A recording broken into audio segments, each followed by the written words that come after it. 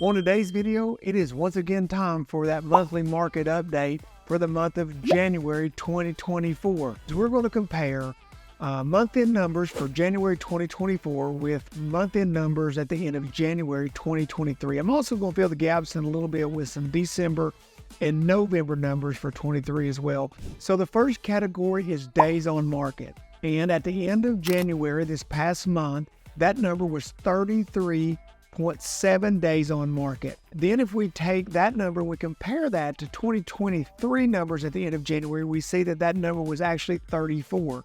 Such a small difference, and it's basically exactly the same year over year. How does that relate, though, to December and November? And are we seeing any type of trend in days on market? Well, November was 20.7 days on market. December was 24.4.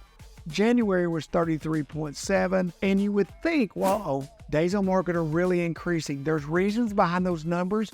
But the reason we do year over year, and it's very important you remember that, is because our market can be seasonal. So the next number we want to look at is sold to original list price. It's really important that you understand first it's original list price. So somebody puts a home on the market at $100,000, it ends up selling at $98,000. That means it sold for 98% of its original list price. We're sold to original list price. January 24 was 96.8% of the original list price that it sold for. If we go back to January 23, that actually was a little smaller at 93.8%. So homes are actually selling for a little bit higher percentage today than they were a year ago of the original list price. So the next number we're going to look at is absorption rate. The absorption rate is very simple. It is how many homes we have on the market. If we put no more homes on the market today, how long at the current rate of sale would it take for those homes to be gone and us to have no more homes on the market? Well, at the end of this past month in January, that was 1.63 months.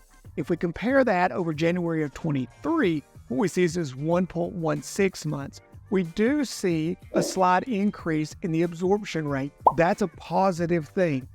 We need that absorption rate, honestly, for a nice, healthy market to be between 3 and 4%, in my opinion. November 23, that number was 1.9. December 23 was 1.8, and now at the end of January it was 1.6. So it's actually going down. Now, until we really get to about the end of April, it's going to be really hard to understand where this market's headed, although I think it's very obvious that it's not headed down.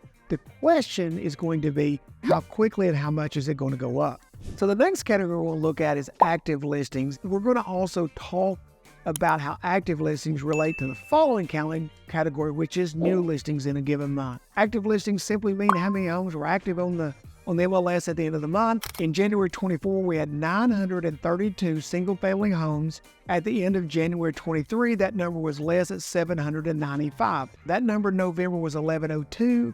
The number in December was 1,051. And we need to compare that to new listings. How many homes were listed for sale newly in these months? So in the month of January 24, we had 545 homes listed in Knox County. If we compare that back to January of 23, we find out that there were 561 new listings during that month. All of those things go together to mean that the inventory on our market right now is just very, very tight.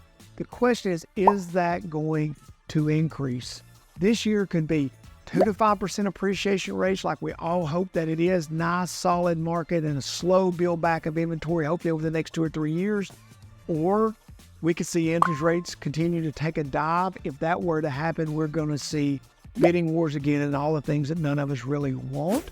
So we're all hoping the interest rates are calm, even though it is an election year. So the last category that we always look at is the sold median price. The pricing for the median sold home at the end of January 24 was $384,900. That number in January 23 was $338,645, meaning that we have seen a 13.66% increase in the median sold price over the last 12 months. I hear these numbers. What does it really mean? Here's what it really means. If you can go ahead and buy a home today, buy it today. Because at least today you have a little bit of negotiating power. I hope you found it informative. I hope you enjoyed it. If there's anything like this you'd like for us to do in the future, other areas or topics, please leave that in the comments below. We'd love to hear from you. And until next time, guys, I can't wait to see you around Knoxville soon.